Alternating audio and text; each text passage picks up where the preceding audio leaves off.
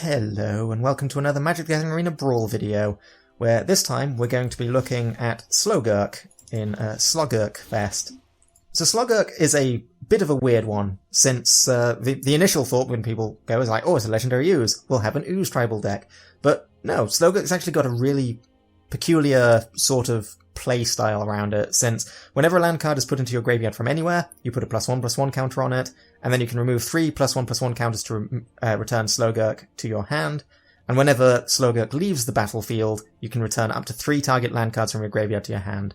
So the idea is you're able to get lands into graveyard, then Slogurk's able to return them to return itself to hand as protection, also then returning the lands that you've got rid of somehow. So we've got a sort of interesting mix of a strategy here, since we're very land-focused, so we've got things like Wrenn and Seven and Ashaya, Soul of the Wild, which care about how many lands we've got. We've got a lot of things that are able to grab lands and put lands into play.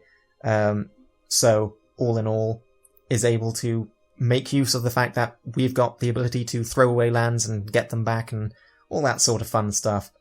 And then we also have a little bit of self-mill synergy going on with things like Willowgeist and Deathbonnet Sprout, just to enable a few more ways that Slogurk can get lands into graveyard, just as an option to make it grow faster. Since it's quite fun with how it's set up. This is a deck that I got down to 61 cards and was really struggling with deciding where to cut things, because I feel that this is a deck where almost everything in there is in there for a reason, and most of the cuts are either going to be preferential or would require essentially playing to figure out where the weak links are. And in the end, the decision was a simple one. So, it simply came down to wildcards, essentially. Primal Adversary was probably going to get cut, and in its place would have been Augmented Pugilist, which is not collected, unfortunately. So yeah, which is an 8/8 trampler if I have 8 or more lands in play, and can also make everything a copy of a creature that I target, until end of turn. And if it's legendary, then they stop being legendary for that turn. So, which is another great payoff card, and could potentially be better than Primal Adversary, but either way, I don't have the card, and just to save on wild cards, I decided in the end that would be the cut. But yeah, it feels like things work out well for it. So we've got the Snakeskin Veil just as a small bit of protection. We've got the Skyclave Pickaxe, which gives us landfall +2/+2 until end of turn. And since we've got all of our lands and such, for the main focus of it, it seems like a good inclusion, especially since our commander has trample and so can convert that straight into damage. We have the Deathbonnet Sprout as a small bit of mill, the Blizzard Brawl as removal. With all of the snow that we've got in play, it gives us access to Avalanche Caller, which lets us turn our snow lands into creatures, which means that we can attack with our lands, and if our lands die, Slogurk gets counters and then gets to return them later on down the line. Boreal Outrider as an option to make our creatures bigger, because we're using snow mana. Spirit of the Elderguard as a big creature and gets us snow mana. And even Suspicious Stowaway, because we can discard the land cards that we've got in our hand to make Slogurk bigger, and then return the lands if necessary. Or, yeah, it just feels like it all fits into place really well. Like, even like Old Growth Troll. We sacrifice a land, we get a counter on Slogurk, we get our Troll Warrior, we get our Slogurk to return the land later on down the line. And then, in fact, like, yeah, some of the weaker cards are probably just like Croaking Counterpart and Winterthorn Blessing, which are both still very good cards and are just mainly here as flashback cards to get extra value from if it gets accidentally milled by something. If we have to discard a card, they are free cards to discard. And most of the stuff that we do have, the Croaking Counterpart still is able to benefit from, like Suspicious Stowaway. It's exactly the same stat block, it's just a frog. Avalanche Caller, it gives us the effect as a backup. The Root Coil Creeper, Mana Dork. Boreal Outrider, that effect is good enough on its own. I think, like, even, yeah, like the legendaries we're not going to be copying, like, heck, even the Rampaging Brontodon assuming that we played with Brontodon on curve, that's still going to be swinging as an 8/8. So, yeah. I guess the other card that could be cut would have been World Shaper, as it is an arena card. I mean, I guess the Rampaging Brontodon is too. So those are both arena cards that could be cut, as they're not technically in Brawl. But overall, I think it's a strong deck put together in a way that does what it's meant to do, and should hopefully do it well. And then even then we've got like the Lichiara Mirror Lake, since it sacrifices itself to create a copy of something. So we can even get that back with Slogurk, and also we're able to get the effect from it as well on top of that. So that's the deck, and hopefully it will play as nicely as it feels like the deck's been made, because it feels... when I struggle to get the last couple of cuts in a deck, I feel like I've got something good together. But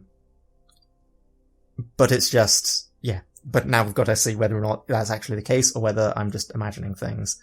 And one final note is, we've got Treasure Vault, Field of Ruin, and Evolving Wilds in here, as similarly, they all sacrifice themselves, so we get the effect out of them, we get our triggers on Slogurk, we can return them and get their effects again down the line, should we need them. So that's the deck. Now let's get into some games.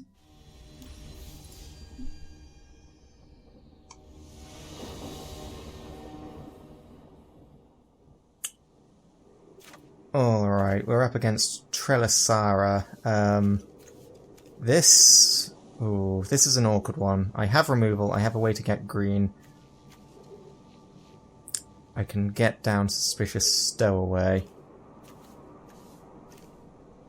But I then need a third land to give the Indestructible. The opponent's going first.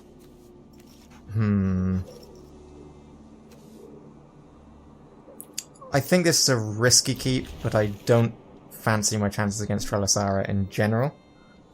But I think it'll hopefully be fine. That's promising. Root Coil Creeper is at least a bigger body. So I can theoretically punch harder, but I'm probably still going to be dropping the Stowaway. Okay, that's... okay. I've got my third land now, so... never mind, I think it's the Creeper. Because the Creeper gives me extra mana. So, just the one counter I can deal with.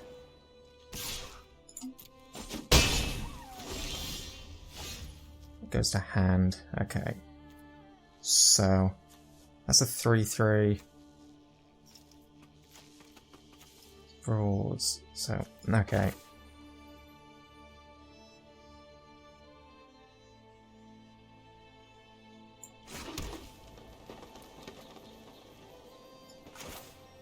So, to develop my board the most... what do I do? I can play this, then I can brawl, then I can attack, but then I can't get through the core celebrant, so I might as well drop the Outrider, and then Bludgeon Brawl, Root Coil, Trelasarra.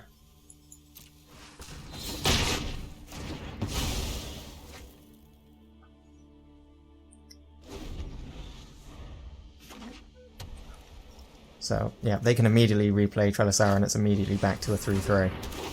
However, I can now... alright, that's good. That's good with Slogurk down. So, can drop this.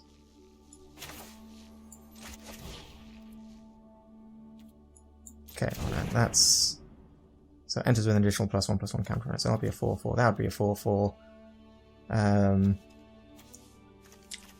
I can also Spirit of Elderguard and fetch another land. But no, I think we get down Slogurk here.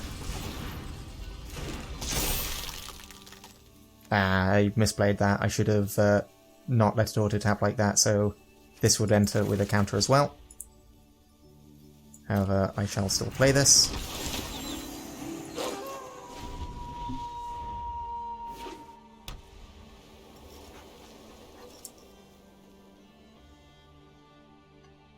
So if they level it up, they can start putting +1/+1 counters on whenever life is gained. That's a Leonin War Leader. Oh boy. So I think Spirit of the Elder Guard is definitely on the table. Although I can Roiling Regrowth and just make Slogurk bigger. Or that. I can get back the Blizzard Brawl. I can Brawl.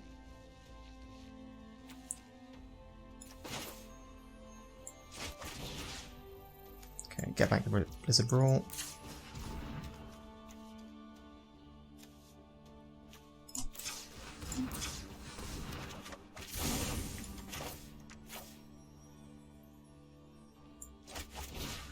So we target Slogurk and have it fight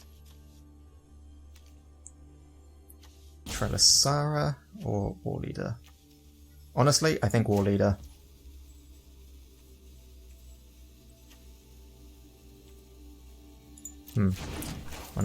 If I target War Leader, so they 3, 4, 5. Yeah, I've not got the means to.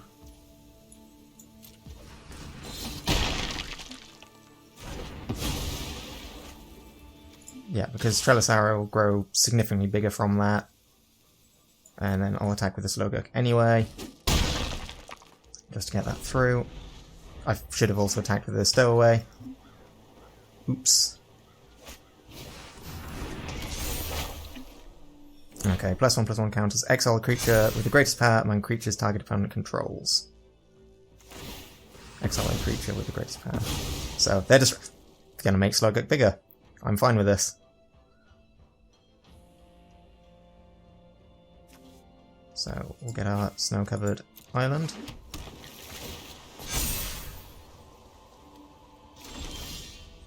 Because if I can get 3 counters with Slogurk, I can remove it in response to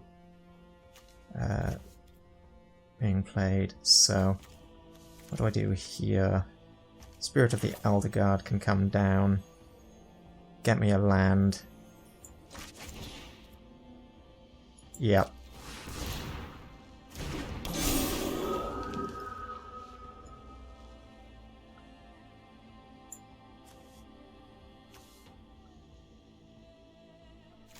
We'll get the Faceless Haven.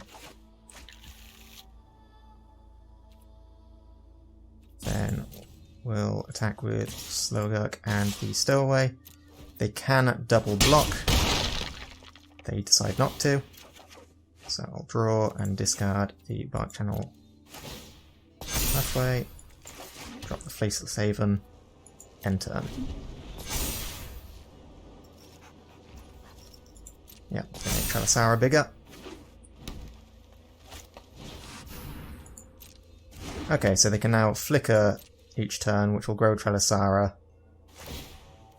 It's a bit of a problem, but I can deal with it. Because that does make that smaller. They're not attacking in this turn.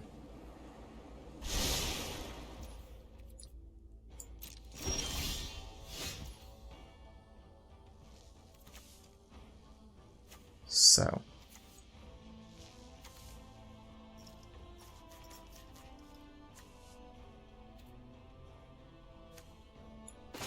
Alright, we'll start with the Death Run at Sprout.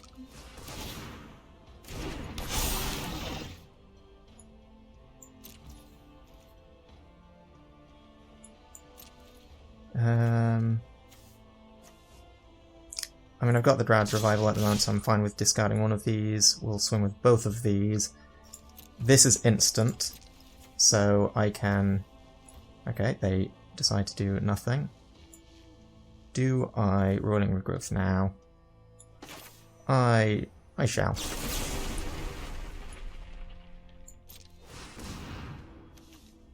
We shall sacrifice an island, grab ourselves a forest, and an island. Now they are both bigger. Unfortunately, Spirit of Aldegard is still bigger than... so I should have... There's an argument for... because that's going to get rid of Spirit of Aldegard rather than Slogurk. Which is a shame. I've also forgot to attack with a Stowaway again.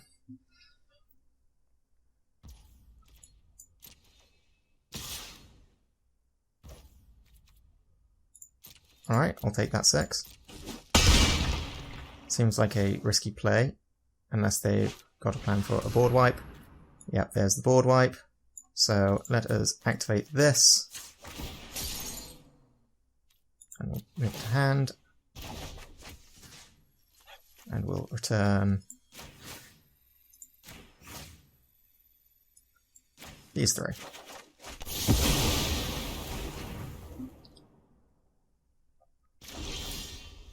That's great.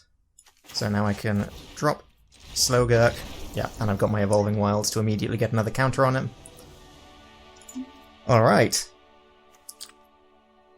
I had my doubts about Slogurk, but it definitely did some work there. Yeah, I do think my Blizzard Brawl was the right call. Or at least my second time doing it on the pack leader rather than Trelasarra, since, yeah, they get the 6th land, they drop it again, they swing, they gain 2 life from 2 tokens entering. Let me double check that. Yeah, it is another. So 2 life from it entering.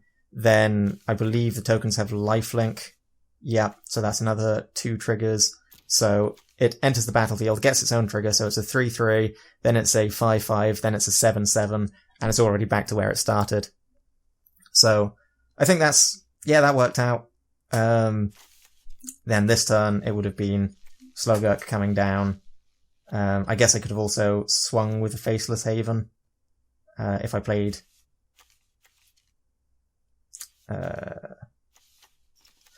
yeah, had I played one of these lands and then played... I could have attacked with a Faceless Haven. So...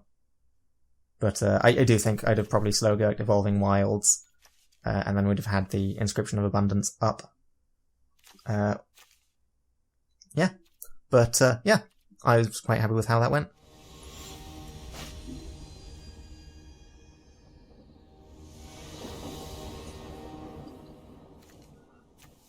Alright, so we're up against Katilda. That is somewhat scary, but I think this is fine. We have a turn 1 Death Bonnet Sprout. We have a turn 1 Star Pupil.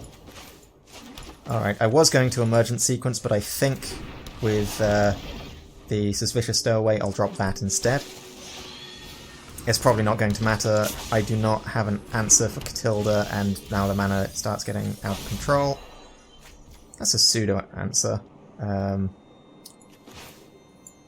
But yes, we'll drop the Suspicious Stowaway. And you know what? I'll swing for 1.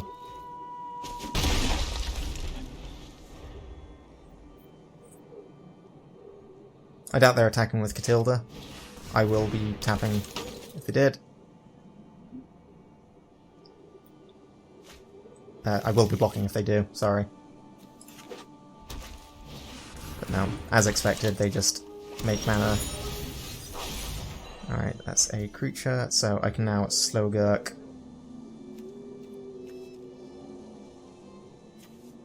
Winterhorn Blessing. So yeah, I think what I do is I Slogurk, because I can then attack with the Stowaway. That can't be blocked, and I can discard a land card. I'll discard... I mean, Spirit of the Elder Guard can get blue, so yeah, discard the one that enters tapped. Slogurk gets bigger.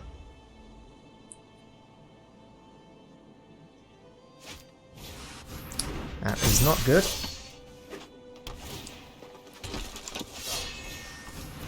Yep, they have gone pretty wide. Although, I think I'll make a frog. Is it? Oh, that's because Paladin class. So yeah, I can make a frog copy of Madhya, and then I'll drop my land. Yeah, that is other creatures you control, so... Hey! And that's a land. Perfect. Okay, so... Frog copy of Maya.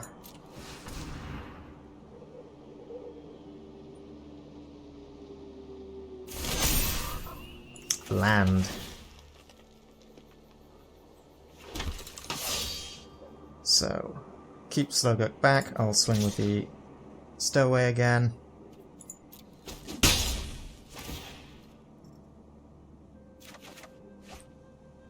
Okay, how many creatures are in graveyard? Just the one. So, what do I discard? Could discard a land again. This becomes a 7/7. Yeah, we might as well do that because Spirit of the Elder God can get a land.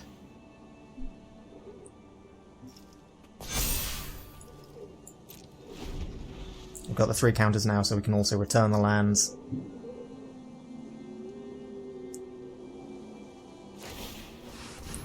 Yep, they get to level up their Paladin class, their stuff gets bigger. They still have a lot of mana. They could... Yeah, they can get their Paladin class to 5 and then swing in.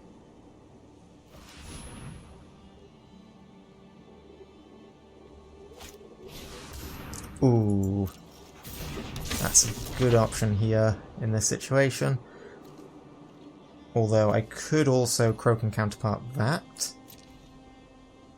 And then get my Death Touch that way. Okay. Yeah, they can't do that. They can tap them for mana because of Katilda. That is probably the thinking. So... Alright, past blockers. Block like so.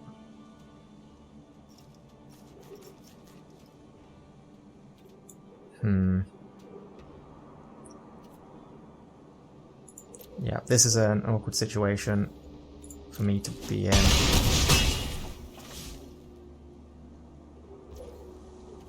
Although I guess if I make a copy of Katilda... Nah, I need to be able to...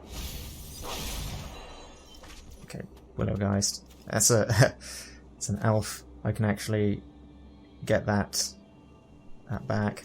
So... I do, however, think it's... Spirit of the Elder God.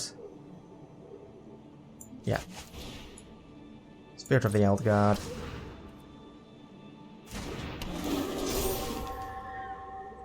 We get ourselves a basic island. We should have got ourselves a green one, so I could have played Willowgeist. So... I can now currently only safely attack with the Stowaway. So let us attack with Stowaway.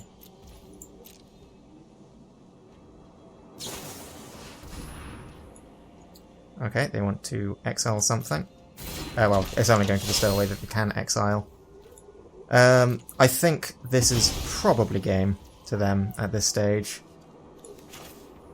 I will still drop this. It still makes a blocker. But it's not a good state to be in at the moment. Yeah, especially now that they have done that. Because now I can't even safely block.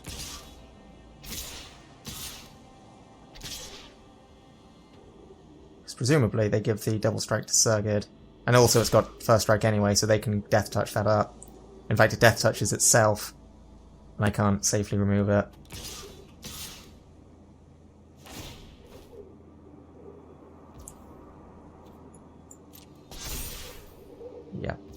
So that has to be blocked. That I'm fine trading with.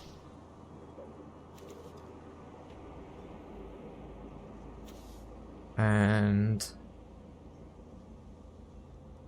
does getting Slogurk back at this stage.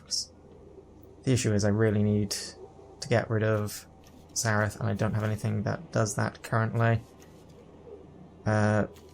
That can only tap it down. Everything else is hexproof, so yeah, it's not a good state to be in. 3, 6, 9, 12, and that's lethal, so I do have to block something else.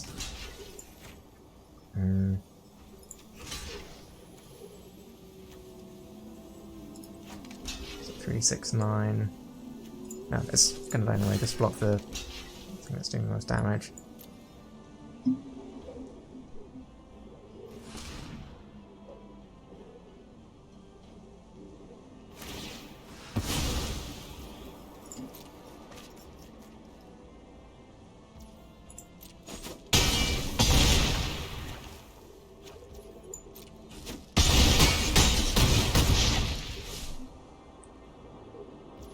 Alright, my turn.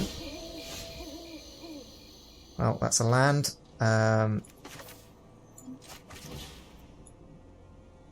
So I guess we see what we can do here.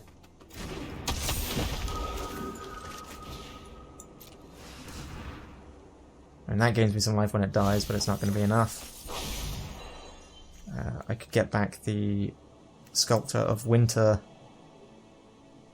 No, we get the Evolving Wilds. I'm dead anyway. I can't win at this stage.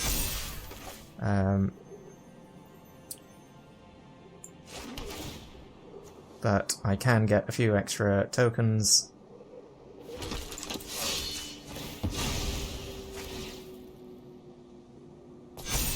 Make Slogurk a little bigger.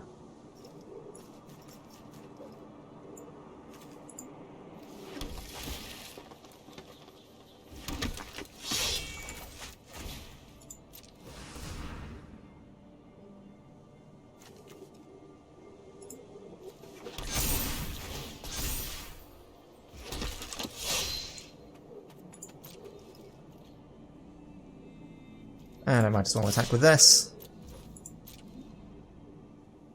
This one, I have one or more, yeah. Because they can block it with that, they can tap it to give it Death Touch.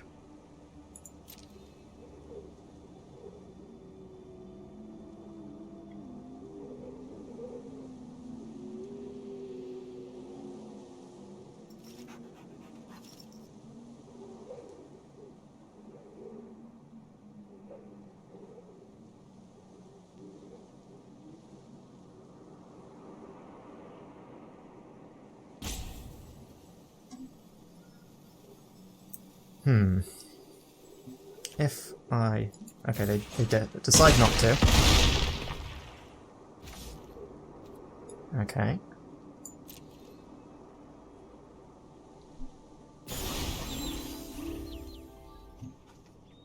Interesting. So, I'm still probably dead. In fact, I think they've got 2 first strikers. I mean, actually, I've got enough blockers for their first strikers, so I just need to make sure that whichever one's the one that they make big. Okay, so let's do some maths here. So, we pass the blockers. That's blocking there. That's blocking there. Double strikers aren't getting through first. We block the largest amounts of damage we can. That one can transform and become bigger. So this will gain me life before everything else. This can block one more thing, which then loses me the ability to create things. So if I block one of these, I'm still taking 6 damage, 9 damage, so even if I do this to get this one counter bigger, I am still dead, so... And I can't attack back for lethal, so I'll just return this to hand, get my lands back. Not that one. That one. That one. That one. Because that's only when one or more. If it was for each card, then I'd actually be able to gain 6 life, and would still be 1 off.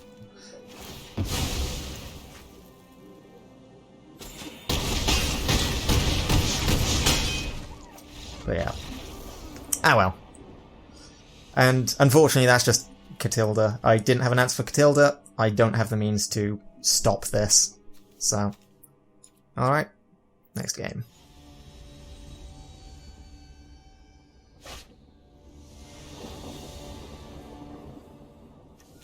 Alright. Tergrid. Tergrid is going to be a problem.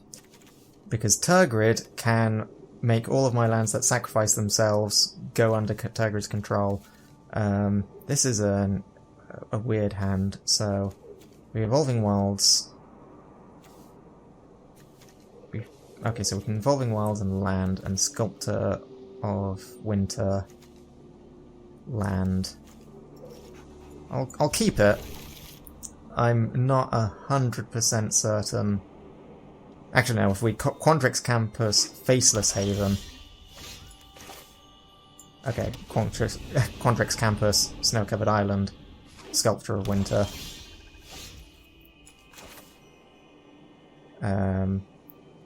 In fact, yeah, Faceless Haven wouldn't have worked for that turn, but that Snow-Covered Island, nope, does make this work, since I can now use this to play Slogurk, and then play the Evolving Wilds and crack it immediately. Of course, if they remove it like that, no such luck. However,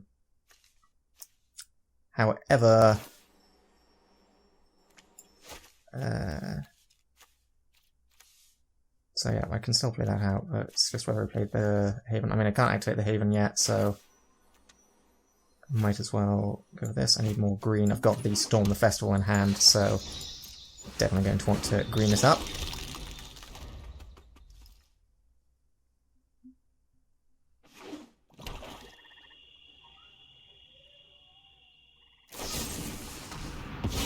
Alright, that's still fine.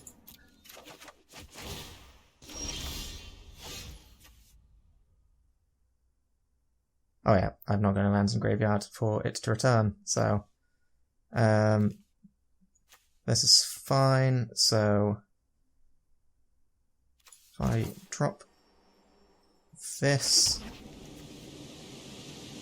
and then Avalanche Caller, because they can only have so much removal, and if I can bait that removal, then I get a free, yeah, free Slogurk eventually. Augur of Autumn, you say? Alright, so I've got 3. So yeah, I play this. That is not a land, so if I play the Faceless Haven, I can still play this. Fighting doesn't do anything here. 2+1/+1 counters might. That's not exactly the most useful, but if I do this, I guarantee the Storm the Festival next turn, and the turn after that, the Tergrid is going to be on the field, so yeah. Unfortunately, I do lose the Spirit of Aldegard, but I think that's a worthy sacrifice. I have 3 green now, so I've got 3 green, 2 blue. I think I'm more green than blue, so we'll get the forest anyway.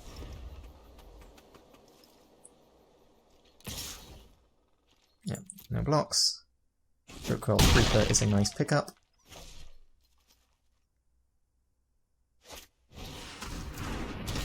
That's not so nice a pickup for them, since that's a way to get stuff back for me. So, do I still Storm the Festival with the knowledge that they've got a Graveyard Trespasser, enters the battlefield, or attacks? So they are going to, it's going to be Sculptor of Winter if I don't play it. So, if I drop this, I have 1 mana. Okay, now we go for the Storm the Festival.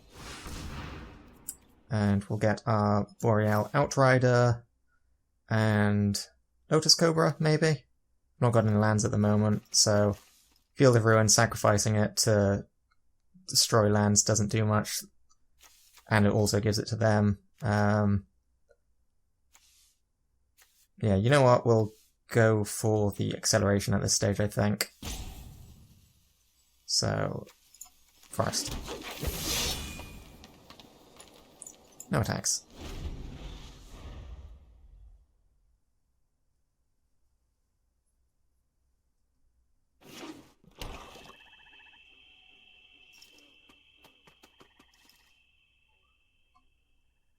Alright, they now do have Tergrid mana.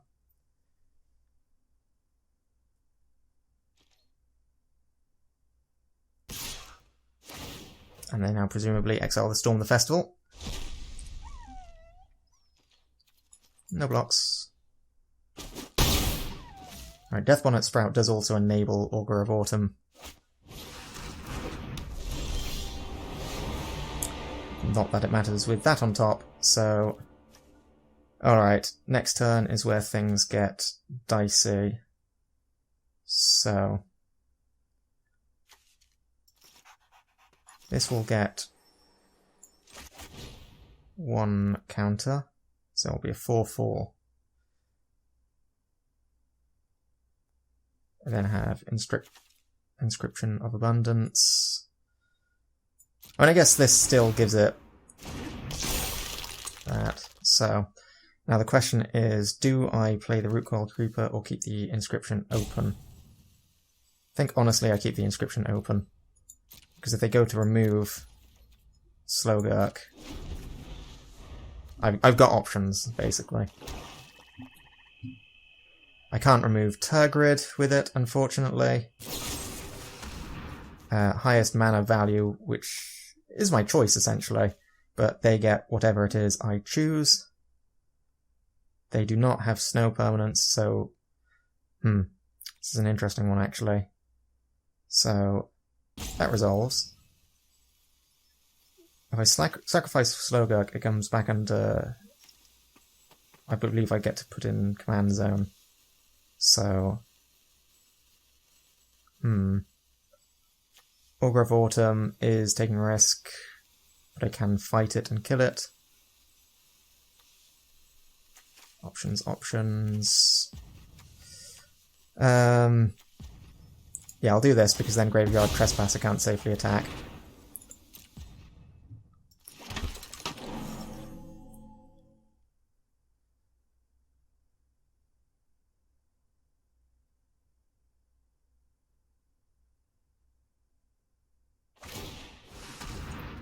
Alright, so they're going to eat that.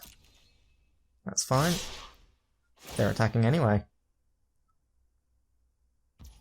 So they want to get rid of the Avalanche Crawler. So we'll take out the Trespasser.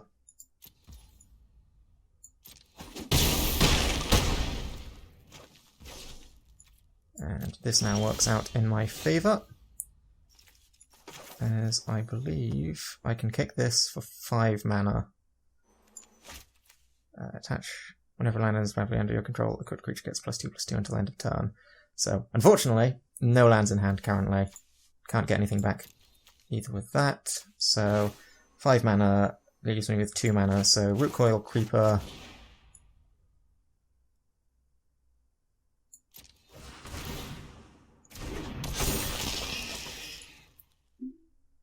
Next combat, attackers. We attack with Slogurk. See whether they block first. Damage. Okay, do I do this now? So, pros.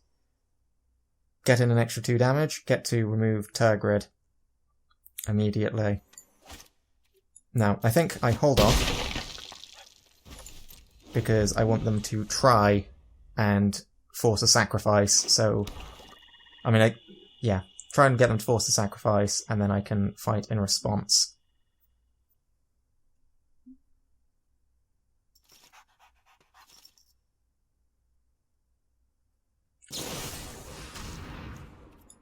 Okay, Yeah, that's fine.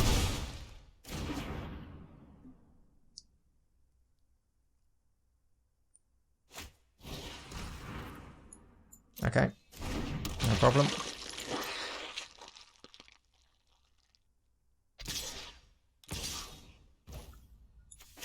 Alright, so we go for it here.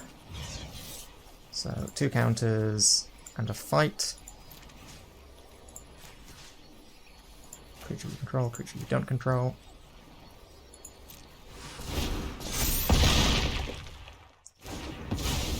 Great, you're out of the picture.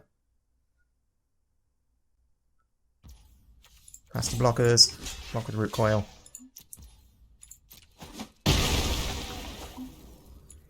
And my turn. Winterhorn Blessing is great. So can I revival? I can revival the fight back, which is a good option now that that's big enough. However, I think what I do, so that and one creature I don't control. So we do this.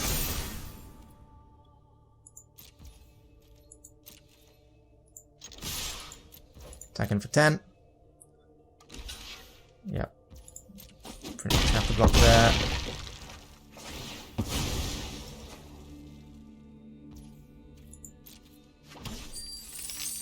And then we'll Druid's Revival the inscription back. So I've got it as an emergency option, but don't have to use it.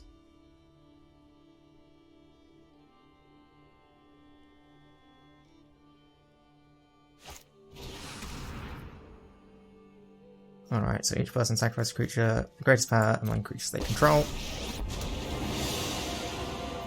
You really want to fight me? That's cute. So I can gain... So, thinking, if I remove the counters, it returns to hand. Boreal Outrider dies. I think Boreal Outrider staying alive is better.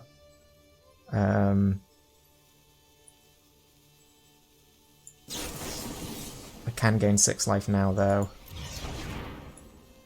No, I think I'll let that resolve. You'll learn the power of death.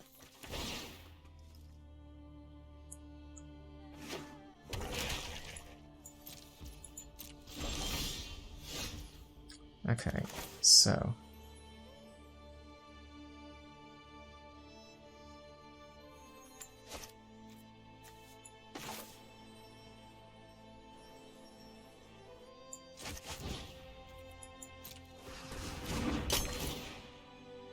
equip that to Boreal Outrider, play this, swing for 6 at face.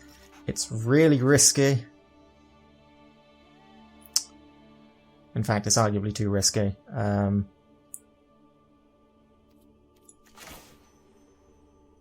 Yeah, I think that was a bad play, honestly.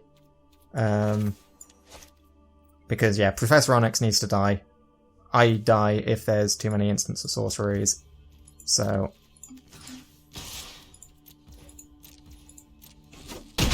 we'll just take out Onyx. Whatever. I have more important things to do. Yeah.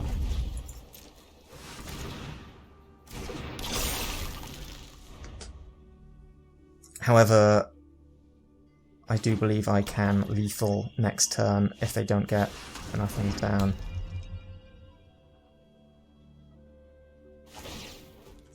Alright, I'll discard Death Bonnet.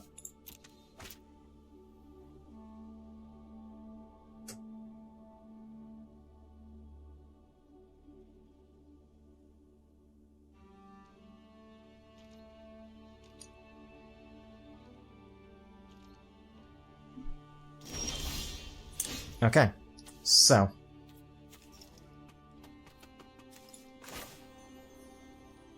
we Winterhorn Blessing, Slogurk, and Augur.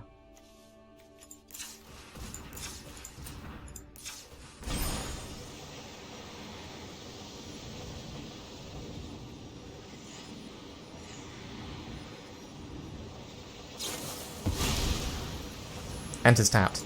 This is fine.